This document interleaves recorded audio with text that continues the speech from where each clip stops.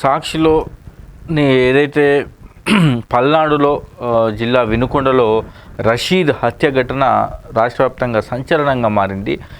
దానికి సంబంధించి నిన్న జగన్మోహన్ రెడ్డి రషీద్ కుటుంబ సభ్యులను పరామర్శించారు. అనంతరం ఆయన మీడియాతో మాట్లాడారు. సో ఇక కొత్త ప్రభుత్వం కొలువుదీరిన 40 రోజుల్లోనే జగన్మోహన్ రెడ్డి ఒక డిమాండ్ చేసిండు. అదేంటంటే ఏపీలో రాష్ట్రపతి పాలన విధించాలి.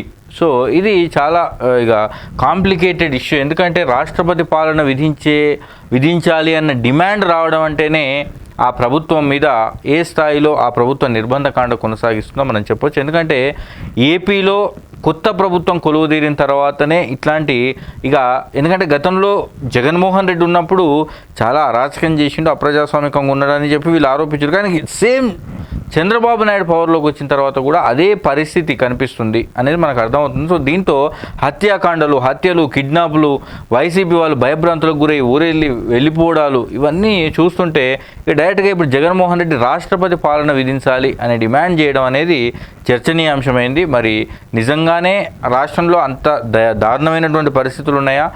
ఎందుకంటే ఏ రాష్ట్రంలోనైనా శాంతి భద్రతలు మొత్తం అదుపు తప్పిపోయి తీవ్రమైనటువంటి నిర్బంధం, విధ్వంసకాండ చెలరేగుతున్నప్పుడు ఇట్లాంటి డిమాండ్లు ప్రధానంగా వినిపిస్తుంటాయి. సో జగన్మోహన్ రెడ్డి మరి ఇట్లాంటి డిమాండ్ చేయడం అనేది చాలా ఆశ్చర్యకరంగా మారింది.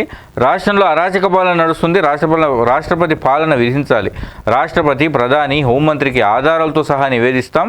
వైసీపీ అధ్యక్షుడు మాజీ సీఎం జగన్మోహన్ రెడ్డి వైసీపీ ఎమ్మెల్యేలు, ఎమ్మెల్సీలు, ఎంపీలతో 24న ఢిల్లీలో ధర్నా. ఏపీలో పరిస్థితి యావత్ దేశానికి తెలిసేలా చేస్తాం.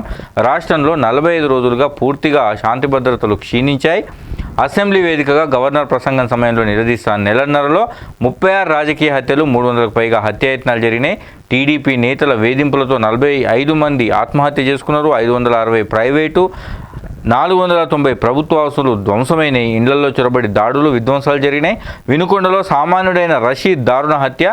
ఇంత జరుగుతుంటే ప్రేక్షక పాత్ర వహిస్తున్న పోలీసులు.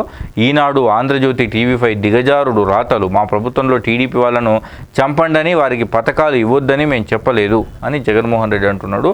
మా ప్రభుత్వంలో మేము ఎక్కడ తెలుగుదేశం పార్టీ వాళ్ళని చంపండి, వాళ్ళకి పథకాలు ఇవ్వద్దని మేము ఎక్కడా చెప్పలేదు, కానీ ఇప్పుడు మాత్రం తెలుగుదేశం పార్టీ దానికి భిన్నంగా వ్యవహరిస్తుంది అంటూ ఆయన మాట్లాడారు. మరి ఈయన మాట్లాడిందంతా అరణ్య రోదనే అవుతుందా? ఢిల్లీలో ఉన్న పెద్దలు ఏమైనా ఆలకిస్తారా?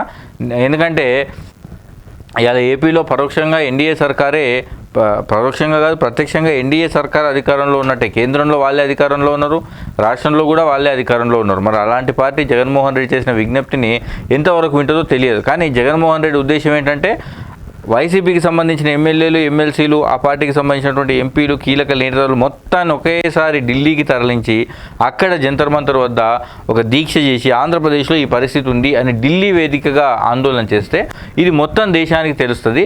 లేదంటే ఇది ఆంధ్రప్రదేశ్కి మాత్రమే పరిమితం అవుతుంది, ఆంధ్రప్రదేశ్లో మేము ఎంత మొత్తుకున్నా ఇక్కడికే పరిమితం అవుతుంది. అదే ఢిల్లీకి వెళ్ళి ఆందోళన చేస్తే మొత్తం దేశం మా వైపు చూస్తుంది, ఏపీలో జరుగుతున్న పరిస్థితులు అందరూ అర్థం చేసుకుంటారు అనేది ఆయన ఆలోచిస్తున్నాడు.